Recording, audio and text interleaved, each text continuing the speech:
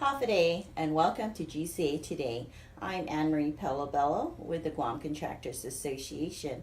I am also the president for National Association of Women in Construction, and today we'd like to talk to you and share more information about our new program, Fu'una Rising. Fu'una Rising consists of women-owned small businesses, the National Association of Women in Construction, and the Department of Correction. And I have with me a special guest, Dr. Jaylene Kent. She is also the chartering president for National Association of Women in Construction and also the chairwoman for Fu'una Rising. Hi, Jaylene. Welcome. Hi, Madam President. How are you? Good, good. So excited to share the news about our new program, the Fu'una Rising. Yes. So I know you had that idea. How did it start off? And Oh, well, let me tell you, it wasn't my idea. oh, It really? was actually Deputy Director Kate Belzar had a need at the Department of Corrections for services for the female inmates. Awesome. And her daughters, some years back, had gone through, it must have been NAWIC's very first Block Kids program, her two daughters, and it so happened that our company, Isla Coatings and Roofing Supply, sponsored her daughters. So I think that's where she got the idea of maybe NAWIC could bring some services that could be a benefit to the female inmates. So she approached me about that, and I said, I'm pretty sure NAWIC can help. And then I, of course, approached you, who were at that time our president-elect, Mhm. and Dr. Timon Glow, who's the clinical psychologist out there, to start putting our heads together about what kind of a program we might put together. And at that time, we thought about the program that's called Pizza Pop and Power Tools, and we decided that would be a similar program we could offer. Of course, NAWIC's Construction Industry Technician program would be something that we could offer. And then Dr. Timon Glow and I developed a new program called Flipping the Script. So that's really how it all started. And then I think you graciously thought it would be a good presidential initiative for you in your year as president, Madam President, and you sought the support of your board, and Yes. you got it. Yes, so yeah, the support of our board of directors, and it is something that as president of NAWIC and on our board of directors, how we're going to give back to the community. And that was just such a great idea, and it was an educational event too, an educational program. So can you tell us a little bit more about flipping the script? Flipping the script. Well, when we all put our heads together, we came up with what I like to think as three legs on a stool. So by offering the CIT program, that allows the female inmates upon release to have a credential, and those three initials go after their name. So Miss So-and-so, CIT. So that gives them entry and some credibility upon release for getting into our industry.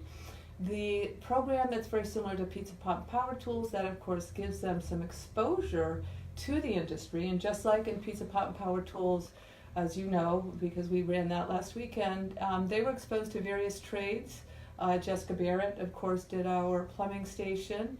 We had participation by Dave Wood from Cook from Wood, Lisa Hayner from Reliant. We had lots of companies participate in that. And Jerry Leon Guerrero was on point for running that program from Aztec, of course, we're all familiar with her. But lots of companies participated in that, in donating the heavy equipment. We had Midpac Far East, we had Hawthorne, we had International Consolidated Contracting, we had America's Best Electric Mart, we had Hawaiian Rock participating, we had Black Construction participating, Barrett Plumbing, the GCA Trades Academy helped out, of course Isla Coatings and Roofing Supply, our company, and of course the Guam Contractors Association supports that as well. So that was a great day last Saturday. In the third program though, Flipping the Script, these ladies aren't in jail because they flunked 8th grade. Or 10th grade or high school. So just giving them opportunities for a career is probably not enough. So Dr. Timon Glow and I took a look at what are some of the other deficits that they might have that would be helpful upon reentry into our island community. Things like anger management. We could even call these life skills, or we could call these soft skills. So how do they manage their anger? How do they manage their addictions? How do they manage their communication skills? What about parenting? What about relaxation? What about managing anxiety and depression? So Dr. Timeglow and I have developed this program called Flipping the Script, which is essentially talking about how do you change your thoughts, how do you make better decisions, and providing the skills to help them do that, because assertiveness training is a skill. Communication is a skill. So we think of this as a skill building program on those softer skills. And it's also a great opportunity that we all take to heart in sharing our knowledge, in sharing our experience, and training them also on, like you mentioned, on the heavy equipment. And what we basically did was just mirror the Guam Contractors Association and Pizza Pop and Power Tools. Although the GCA actually has their annual Pizza Pop and Power Tools, the only thing we did was really have power tools as well as pizza and soda pops, and then the heavy equipment. So well, we had tiling. We did tiling, we had plumbing, forklift. We had mini excavator. We had carpentry and built our planter boxes. Which the girls moving forward, they'll keep those planter boxes and be able to grow, we hope, healthy, fresh food. And probably Miss Peggy Denny is going to be getting involved in that. In yes, the she future. is. She's our incoming NAWIC president, of course. Yes. So that's sort of it in a nutshell. It did. I mean, really, they were appreciative of what we're providing to them. I believe it's the first time any type of trainings or programs was offered to the female inmates, right? Yes, with the exception of one of the female inmates is participating in the Trades Academy. The Trades Academy is a little bit different in their work. They're working with the male inmates. They're actually teaching the men a trade.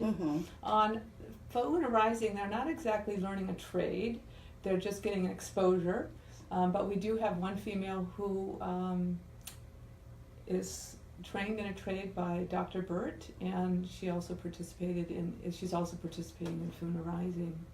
I also want to point out that there's fundraising involved. These programs cost money, and we've had a superb group of ladies participate in our committee, and Irene Hicks from America's Best Electrical Mart really kicked off the fundraising. They donated our first $1,200, which allows us to get the girls registered for the CIT program. That's a $220 investment per girl. Yes. And I think we have 9 girls in the CIT program. We're in our 3rd training this week. Correct. We're in our 4th training of the Flipping the Script. And we just completed our exposure to the trades last Saturday. So we're about halfway through our Food Rising program. We were very fortunate that the First Lady caught wind of this and has been very interested and serious about making a commitment and come on board as a honorary advisor. And she comes to our events. She was there on Saturday. She's come to Flipping the Script, our 2nd session. She came and she talked to the female inmates, and I believe you'll be having her in on the CIT program. Yes. So I would also like to point out that there's a committee that has a program chair for each of these programs. So our Madam President, Pelabello, is the chairwoman for the CIT program. I'm the chairwoman for the Flipping the Script, and Jerry Leon Guerrero was our chairwoman for the program that we did on Saturday with the heavy equipment. We also have on that committee a fundraising committee, which is chaired by Miss Irene Hicks. And Tassie Petticord from Matson is on that. She's actually the treasurer of our Food Rising committee. And I also want to give a great shout out to the DOC staff. Providing services in the Department of Corrections presents a tremendous challenge for security reasons for the officers who I guess oversee the female inmates and as well. So I understand from the guards that they are also seeing a change in the women because they're all so excited. So Yes. what this does for the guards is it gives the girls an incentive to behave, because if they get caught with drugs or they're acting out or whatever, they have this privilege taken away. So it gives the guards and I suppose Dr. Time and Glow a little more leverage with managing the behavior of those girls. So it's great to see that it's making a difference in the quality of their lives even while they're behind bars. Yes, so the Fauna Rising program, again, basically would promote and enhance the success too of the females that are about to get released, give them an opportunity to look at something when they come out, and as well as we will continue to mentor them when they get out and advise them too. And it's just creating a better future too, a positive future. Well, thank you, Dr. Kent. Thank you so much. And Thank you. thank you all for watching GCA Podcast. Again, this program is named after Fu'una, the Chamorro goddess. We provide the trainings in the construction industry to the female inmates. And I hope with your support, we will help them too when they get released. Thank you. Have a great day. Ajaz. And say yes when we ask you for money for fundraising.